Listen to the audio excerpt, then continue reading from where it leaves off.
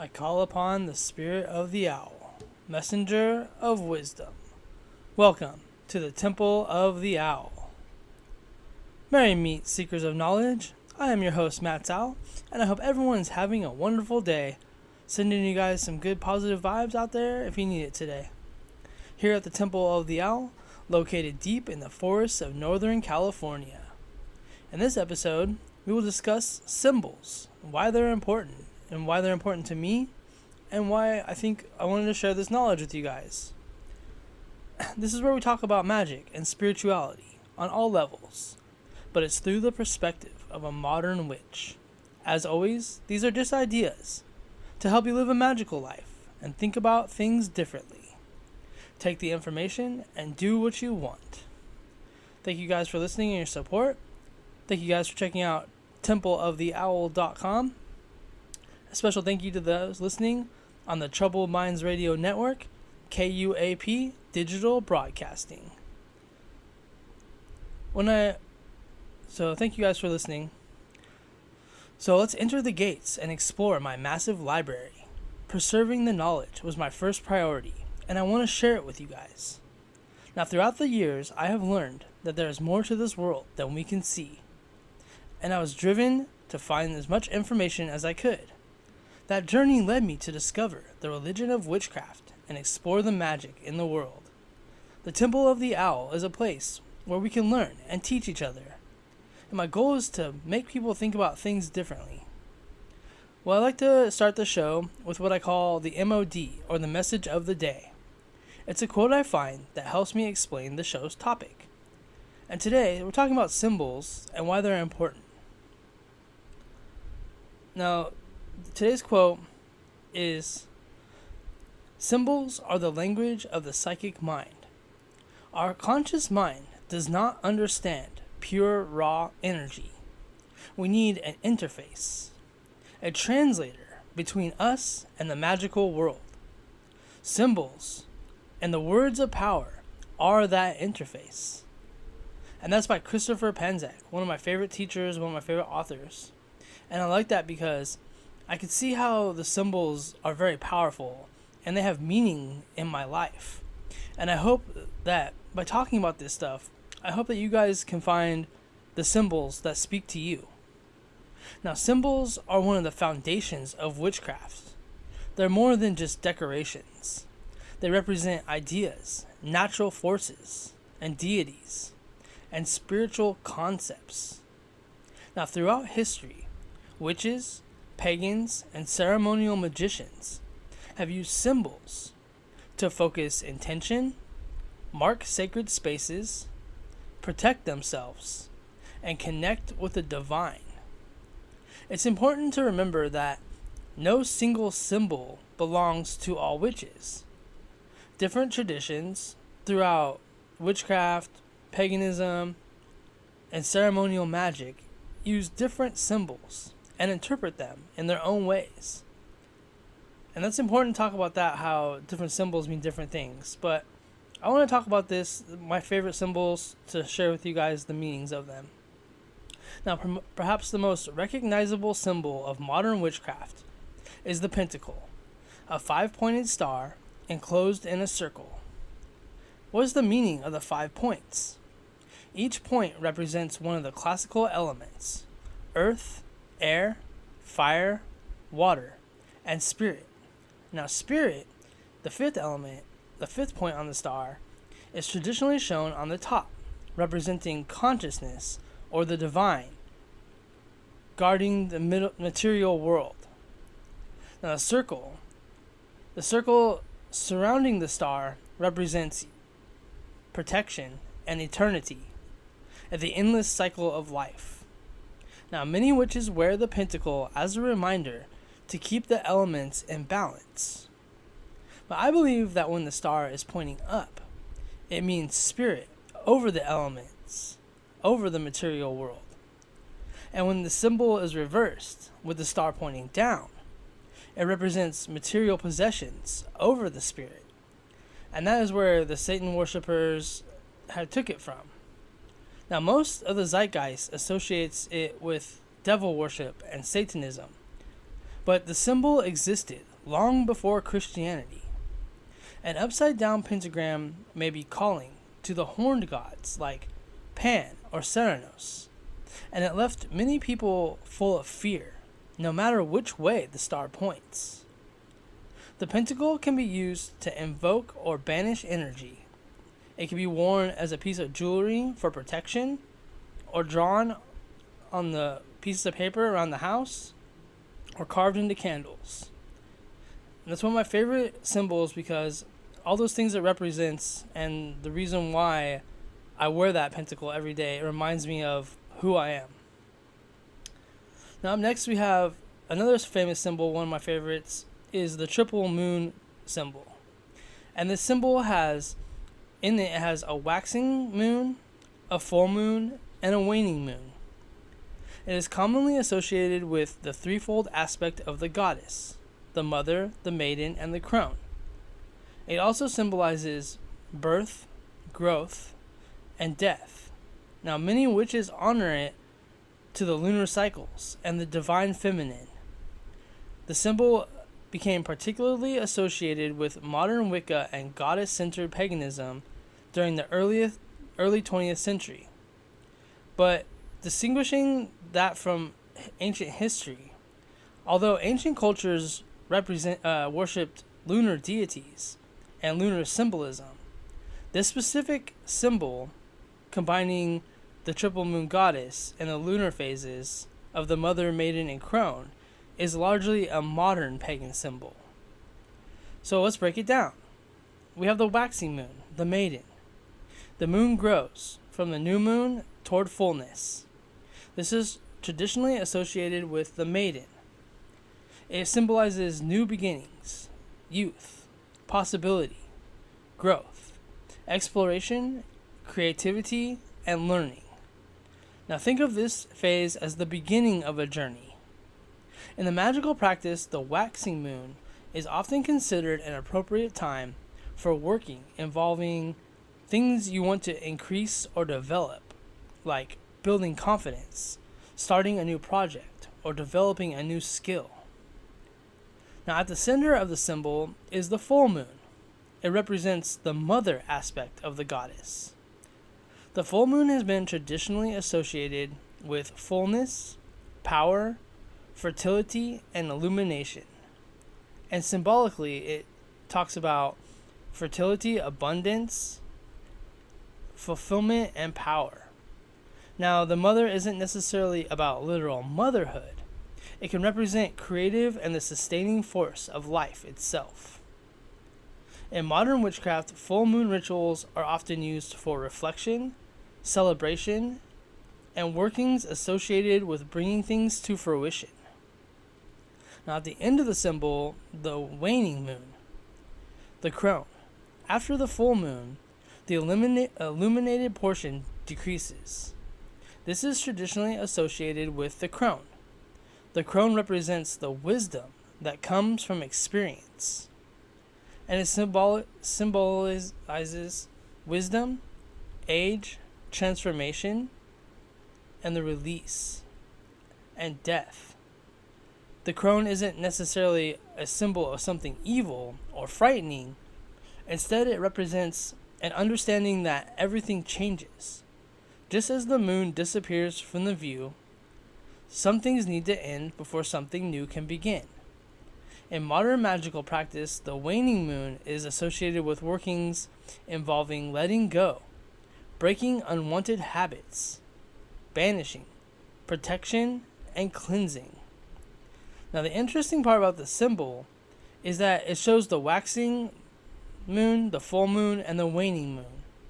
But the new moon is hidden between the waning and the waxing portions of the cycle. Now the new moon can represent death, mystery, and rebirth. But the darkness isn't necessarily an absence of the goddess. It can represent the hidden, the unknown, and a space from which something new emerges. This gives us the complete cycle: birth, growth, fulfillment, decline, death, and rebirth. And then the cycle starts again. The moon phases become connected with the idea of the threefold goddess, and together they represent the different stages of existence. There's deeper than just the mother, maiden, crone. We have to understand that we are not separate from the cycle. We are a part of it.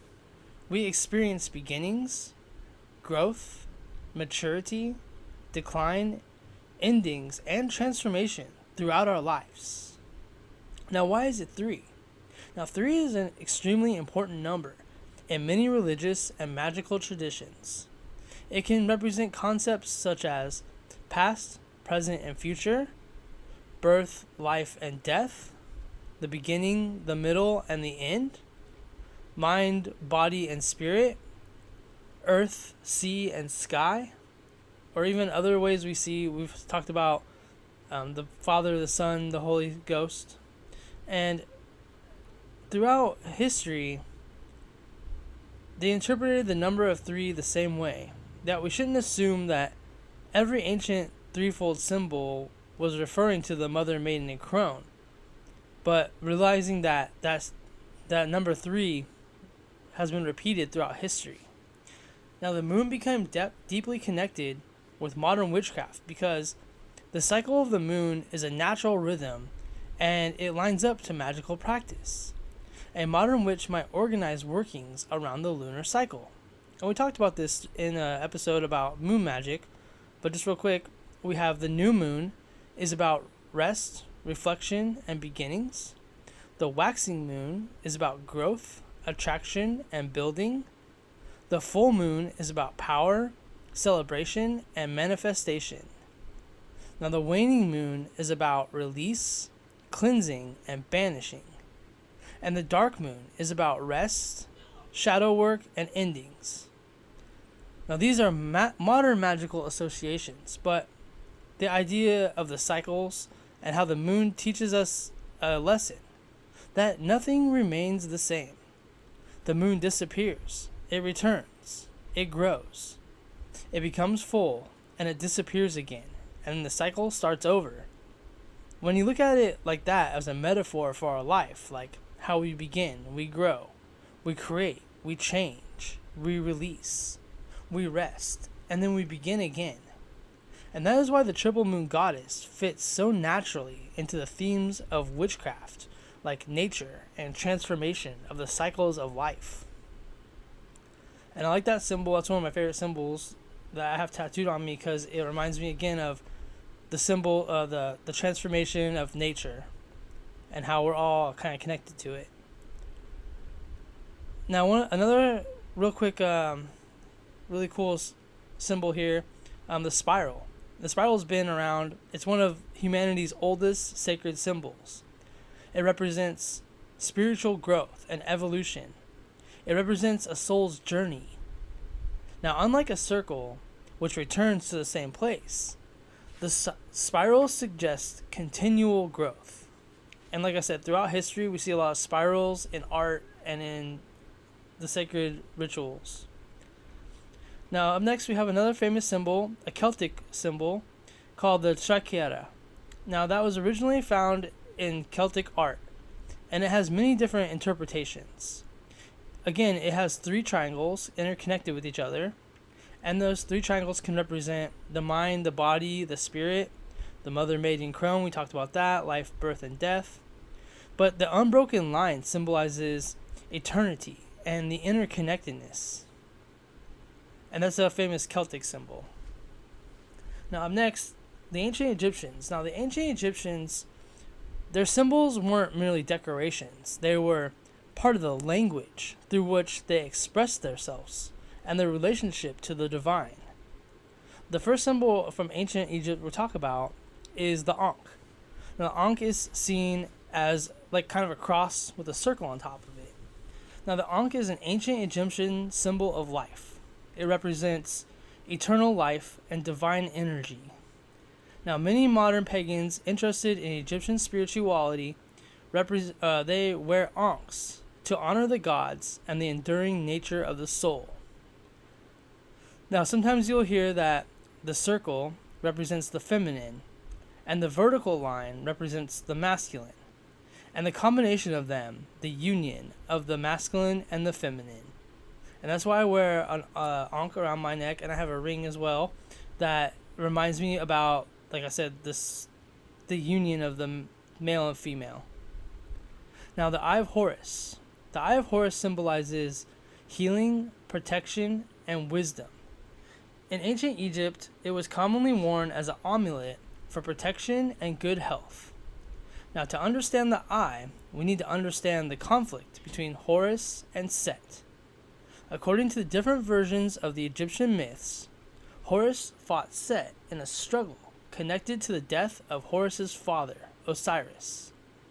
Set had killed Osiris, and Horus eventually challenged Set to the right to rule. Now, during their conflict, Horus suffered a terrible injury to his eye. And most of the versions talk about how Set tears or damages Horus's eye. And the god Thoth becomes involved in restoring the damaged eye.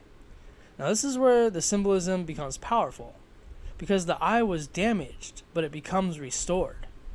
So the Eye of Horus becomes associated with something broken becoming whole again. And that's one of the reasons why it is a symbol connected with healing and restoration. And some people also talk about how it symbolizes the third eye. It looks like the inside of your brain on the third eye. Up next, we have a couple real quick symbols that I wanted to cover. The cauldron. The cauldron is much more than a cooking pot. It represents transformation, rebirth, and the womb. In ritual, it holds the herbs, and it holds the offerings of water. Now, we also have brooms, or we call them besoms. Talking about how witches would fly on brooms. And when you see a broom, that symbolizes sweeping away unwanted energy and purification and blessing the home. So we'll use the broom to sweep the ritual area before a ceremony. We talked about this before, the athame, the ceremonial knife. It's not a weapon, it symbolizes willpower, focusing and directing energy. We also have the chalice. The chalice represents water, the feminine principle, and emotional wisdom. It can hold water and wine and other ritual offerings. Another famous symbol we have is the horned god. It's commonly associated with nature, wildlife, and fertility, and the hunt, and the changing of the seasons. The symbol is not connected to the Christian devil, despite historical misunderstandings that arose during the witch trials. We also have the Tree of Life. The Tree of Life represents the connection between heaven, earth, and the underworld. The wisdom of the ancestors, family growth, and balance. Its roots and branches remind practitioners that what is below reflects what is above. The sun and the moon. We talk about the sun and the moon. Together they represent ideas like night and day, action and reflection, light and shadow. But they're understood as working in harmony. Of course, we have the classic four elements. Earth for stability, prosperity, and endurance.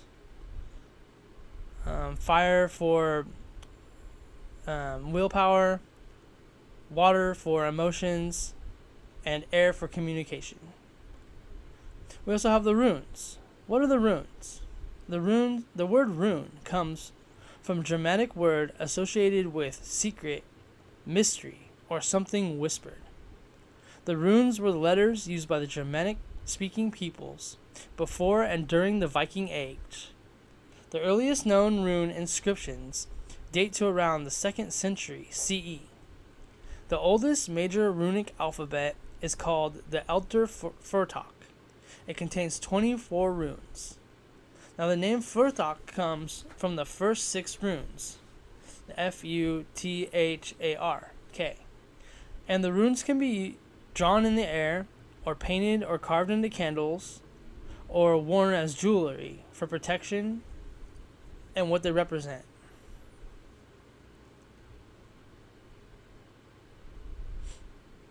We talk about all these different kinds of symbols. Now,